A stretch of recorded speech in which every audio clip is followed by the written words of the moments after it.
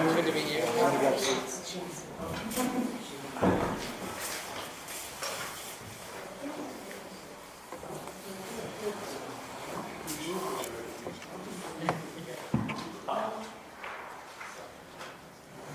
Good morning, and welcome, and thank you for taking the time to come to this hearing.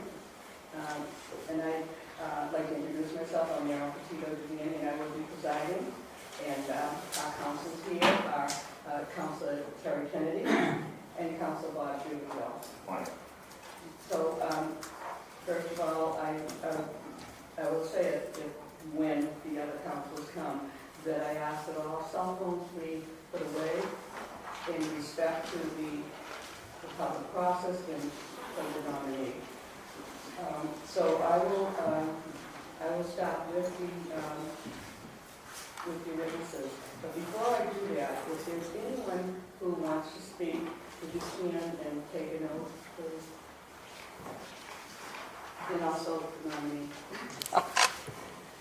Swear to tell the truth, the whole truth, and nothing but the truth, so help you God. I do. I do. Thank you very much. Thank you. Okay.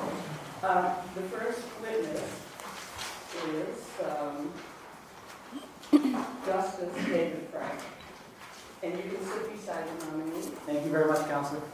I have to tell you, I've been really excited for you to come. You haven't come since we nominated you. And I have to tell you, everybody in the Concord court loves you. And they told me that they really enjoy you coming.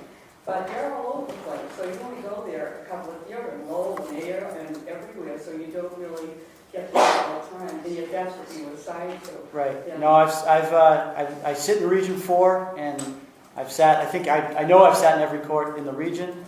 It was, I remember it like it was yesterday when I was sitting where Attorney Mehta is sitting, and I was excited when I appeared in front of the council. I was excited when I got the nomination, and 3.5 years later, I love the job. It's a challenging job. It's a great job, and it's been fantastic. Great to see you there. As a tribute to this nominee that you've come, this is the first time he's come back.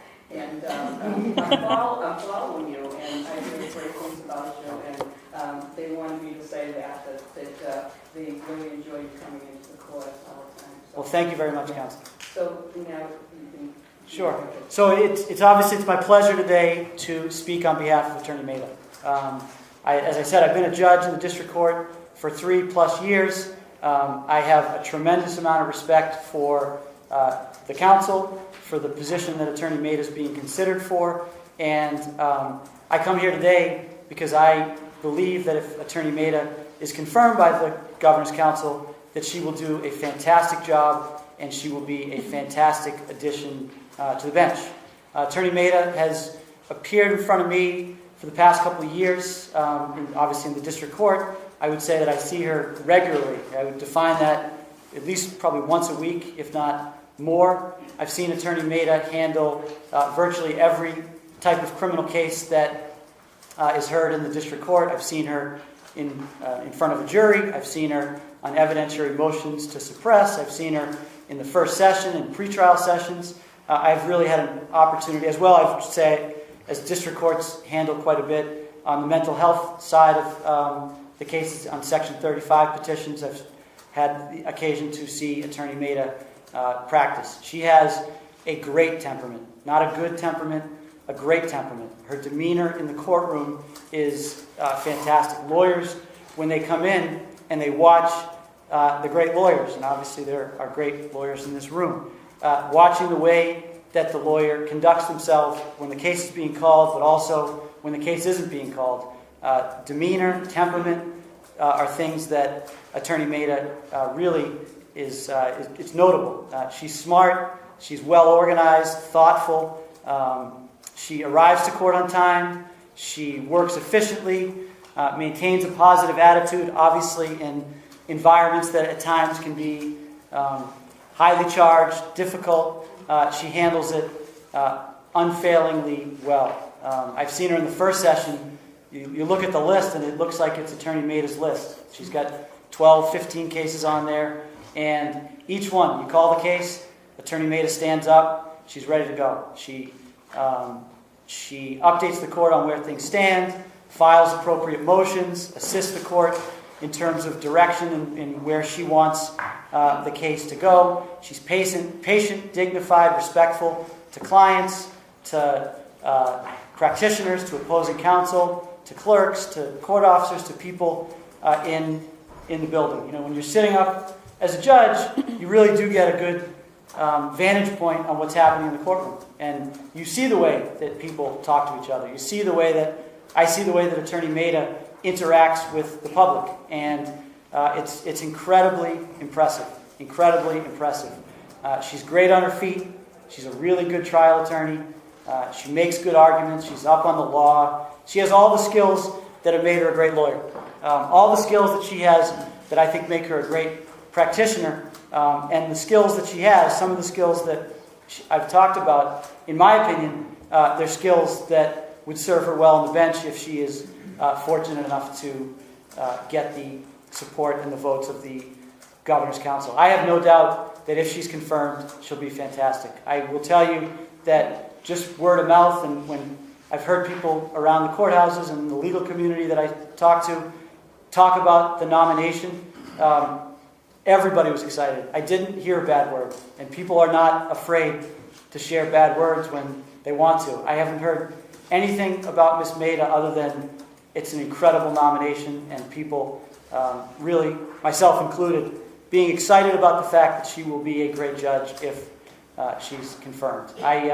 Those are, in essence, what I thought was important to share, and I do thank the council for your time. Thank you very much.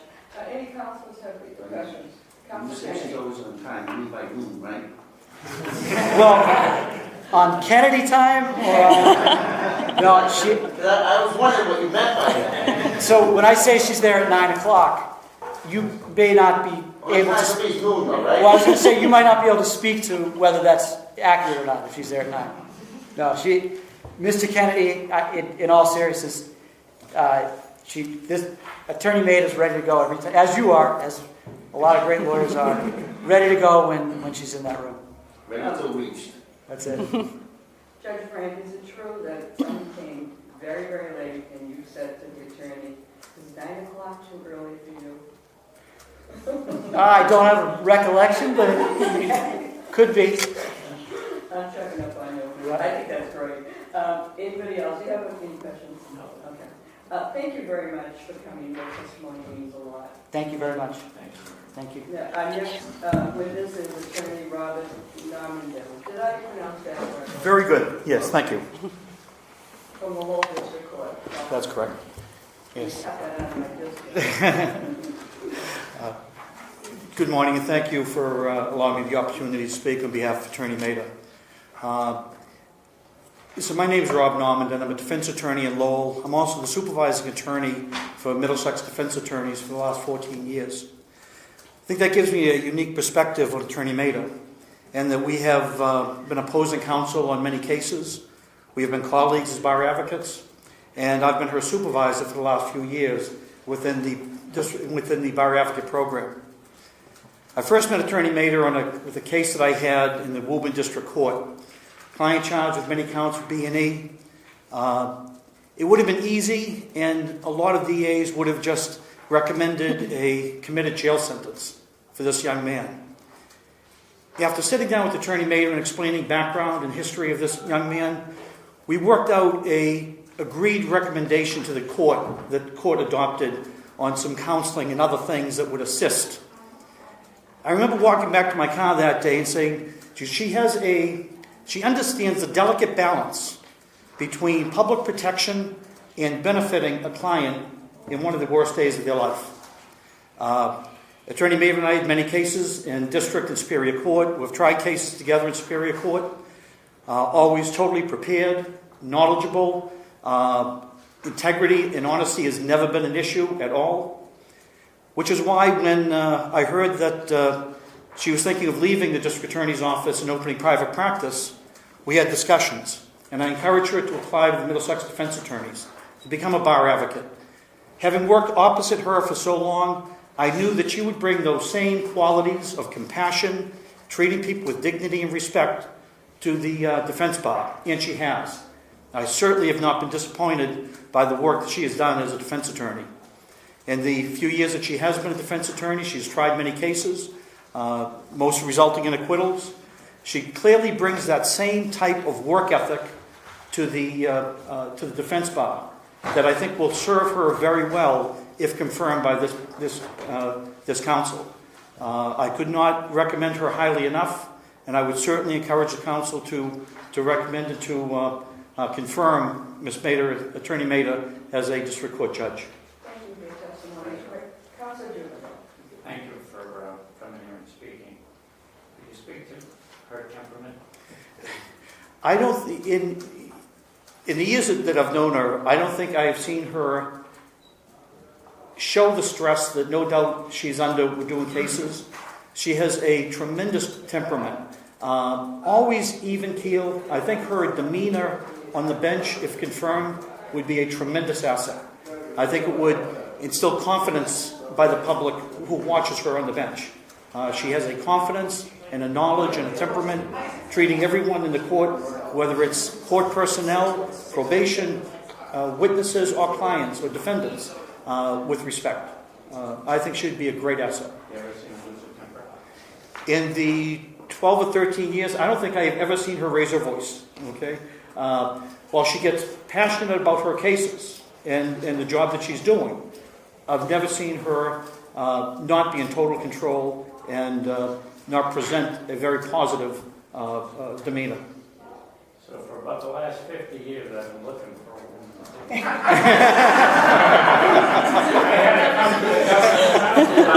Female nominee. I'm sure she has. I've never witnessed this. Yeah. Thank you very much. Very good. Thank you. Thank you. Court Officer Terrence Lewis from the Woburn District Court. No, that's correct, ma'am. Thank you very much. Talk about temperament. Top of the line right here. We're talking, I want to talk about lockup. You want to talk about temperament? I've seen attorneys crack, cry, yell, I just tried once. scream, You didn't have the money.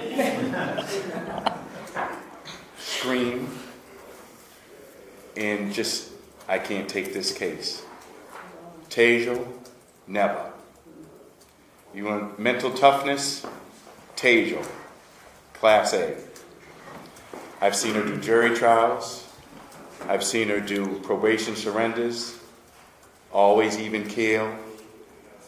Top dog. She really is, and congratulations to her mother. And I'm kind of choked up here because I've known her for a long time, and she's a great woman.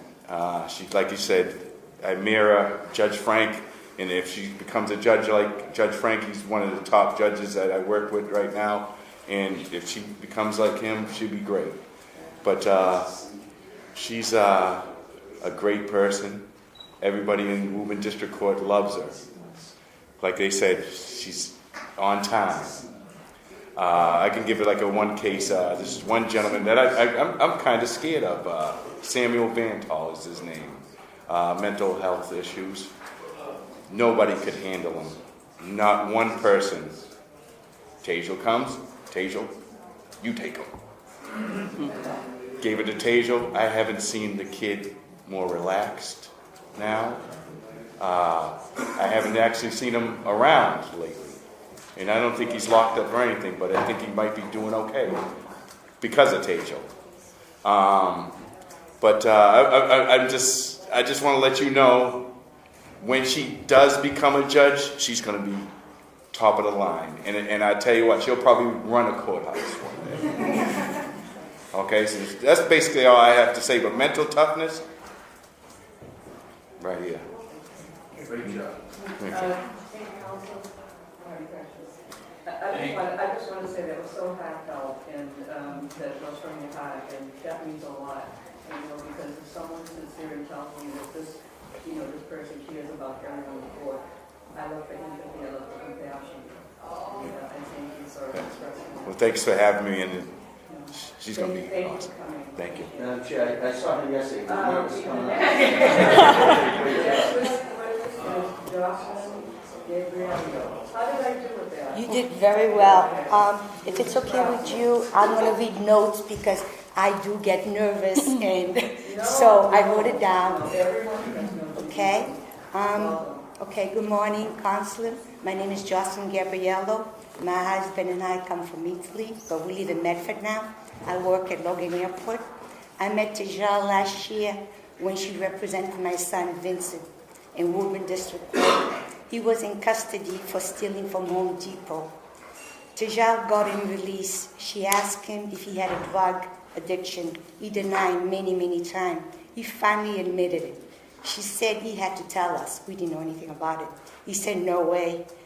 I knew they argued about it, but finally he agreed. My husband and I were shocked. We had never had this in this family, and we didn't understand anything about drugs. But we love him, and we supported him.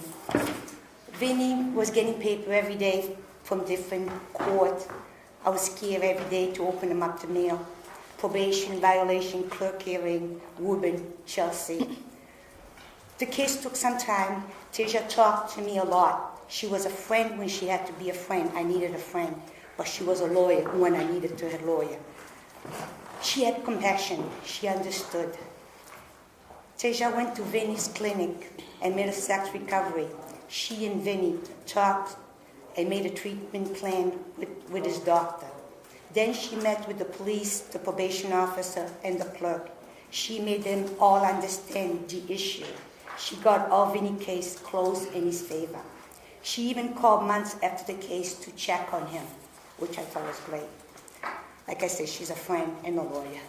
So it is very sad, but Vinny went back to the drug not long ago, after being clean for about a year.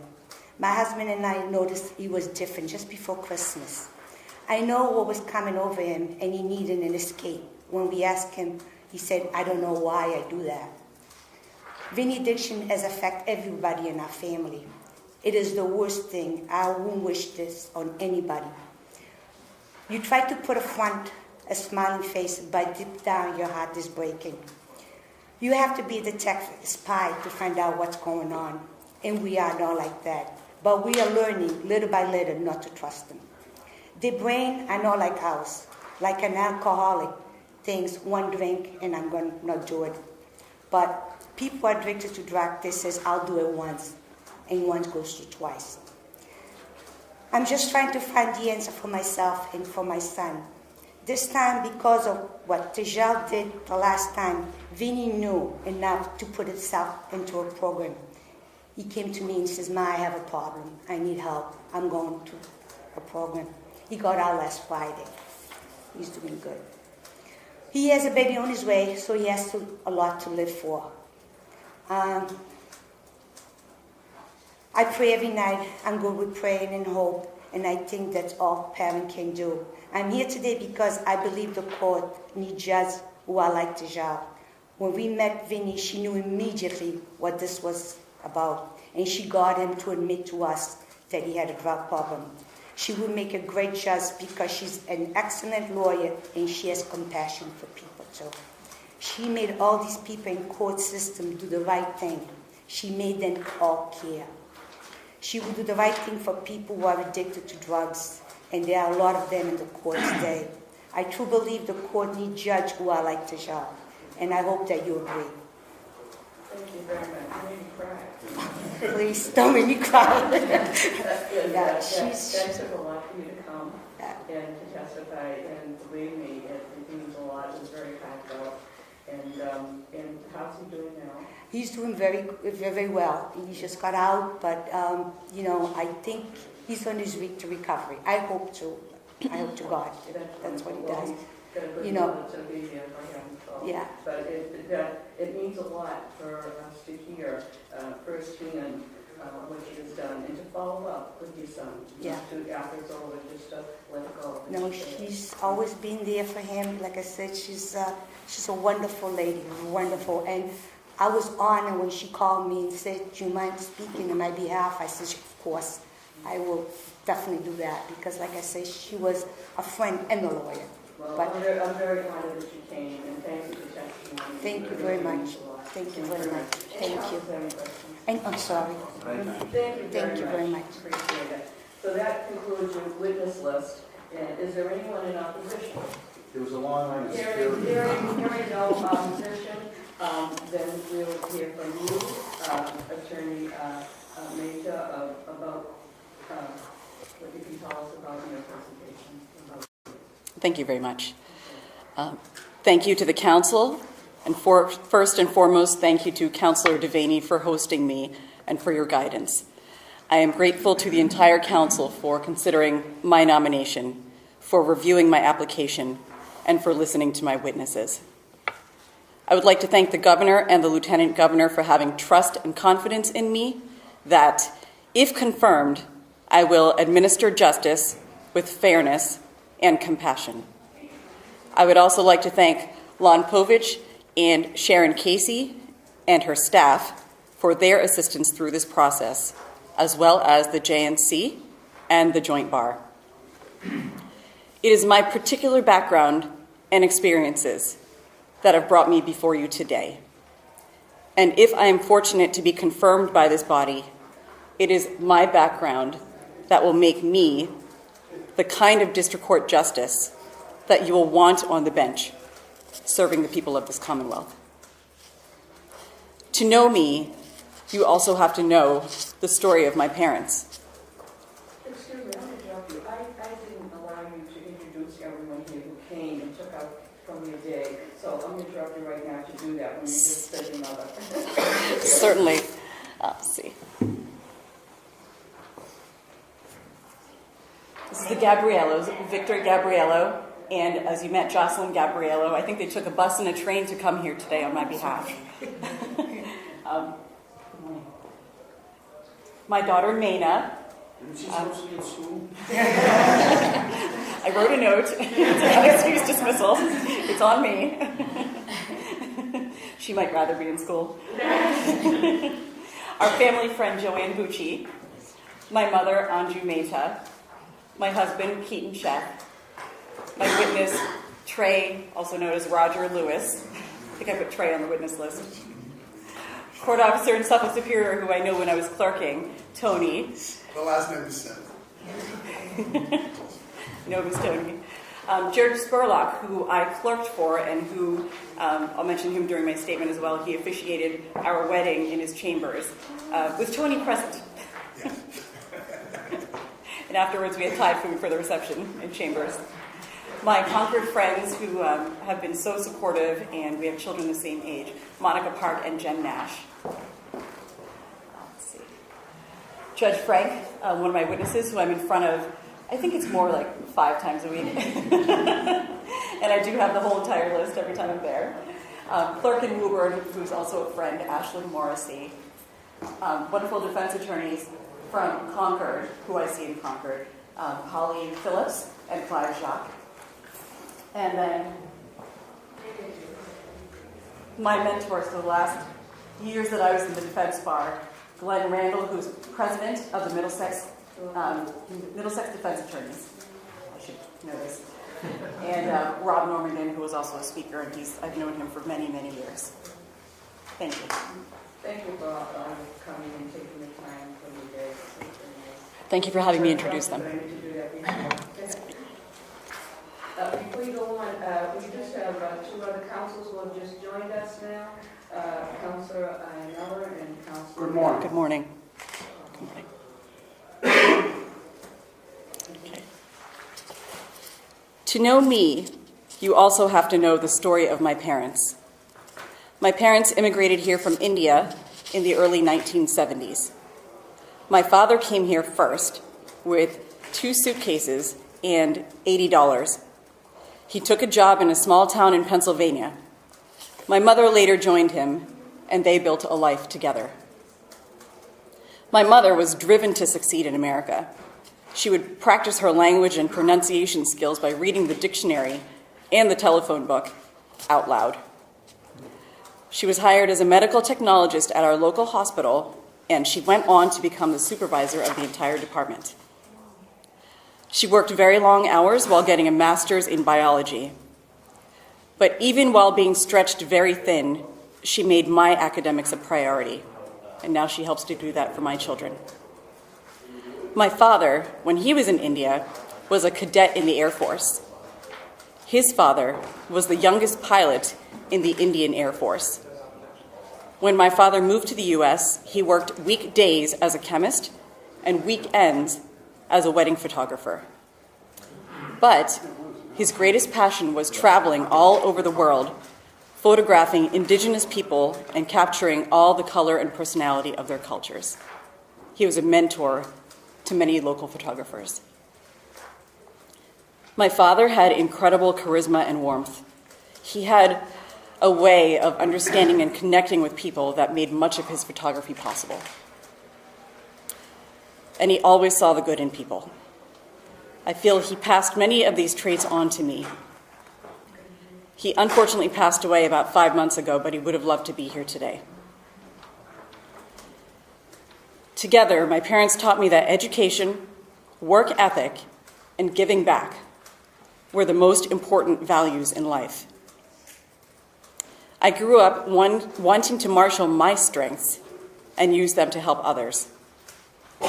I felt that I had skills of oral advocacy and writing, of caring and compassion, of communication, breaking down concepts to their smallest parts and being able to explain them to others. And I naturally saw law school as my calling.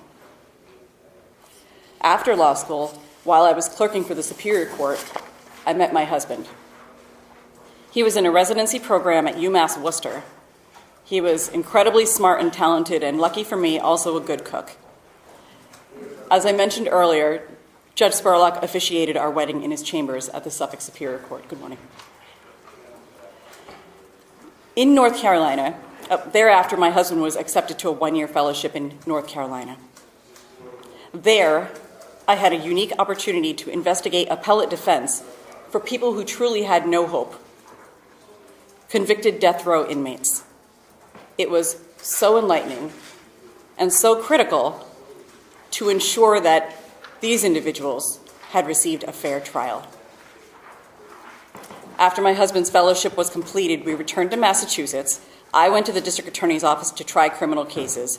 During that time, I had 3 children who made life very interesting. And after that, I founded my own law firm and worked as a bar advocate, handling all types of matters for indigent clients before the court. It was personally important for me to practice on both sides, because I believe it is the job of both sides to make sure a person is treated fairly before the court. Justice is 2 sides of the same coin. As I sit here today, I owe everything else to my mentors and friends, including the witnesses you heard from today and those who have come to support me.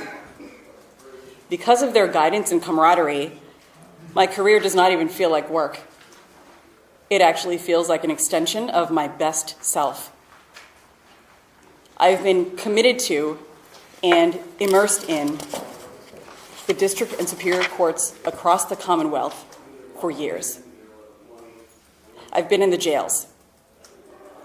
I'm involved in my community, and at the same time, most recently, I have managed a busy solo practice. A practice which humbles me every day because real people share with me their life stories, their fears, their frailties during some of the most emotional and difficult times of their lives. I've learned the importance of building a strong rapport with a person. To do that, you can't be judgmental, and you have to care, and you must put in the time to get to know the real person. And I fully appreciate the reality that the district court is the community's court. I was always taught to work hard and give back. As a result, all of the choices I have made are about helping people and making an impact on the community around me. It is what informs my worth as a lawyer and as a human being. Thank you all again for your time and your consideration of my nomination. Thank you very much. I will now call on the officers in the order of your district. And we just have another counselor who's just joined us. Counselor Ferreira, we had wonderful witnesses. I just wanted to tell the counselors who just came in, and I really appreciate your time. So I will call on Counselor Ferreira.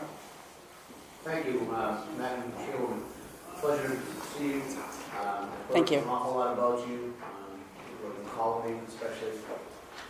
I guess a person we dealt with in the past, Council Kennedy, was a huge fan, talks about how wonderful you are and what you do. Can you tell me a little bit about, I see that for a little while you did handle some civil litigation. Can you tell me about your experience in the civil part of the... Certainly. In my civil litigation, I tried a case in the BMC, trial-wise, and I tried a small claims case. I also defended and conducted depositions. I responded to requests for interrogatories, requests for production of documents, and in my current practice, I do a bit of civil. I haven't tried any civil cases since the time that I was at Deutsch Williams. However, I have handled some civil cases to resolution, being, for instance, there was a breach of contracts case, and I worked on and evaluated a malicious destruction claim, a personal injury claim, and the like. So like you, I was a law firm superior court, but I did it in 92, 93. When we walked around, I worked for like over 20 judges. You worked for 2? Is that I did, and it was very useful. I got to sit in criminal. They kept moving around. I actually worked in Suffolk Superior and for a little time in Worcester as well, but that might have had something to do with the fact that I was dating someone from Worcester at the time. All right. Or maybe it was coincidence. I found that to be an invaluable experience. By the way, the person is here.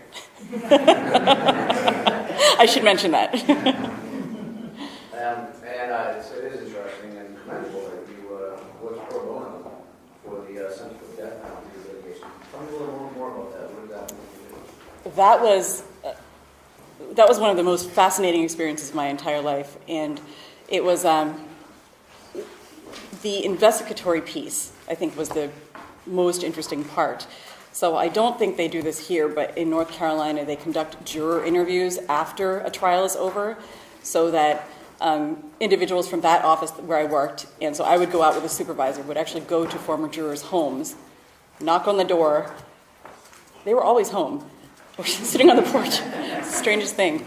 And they would invite us in, we'd sit at the kitchen table, have a laptop, and we'd ask them about whether they had any undue influence in the case. So it was a really unique perspective to gain. Here, obviously, we don't talk to jurors after the fact, but there, it's all we did.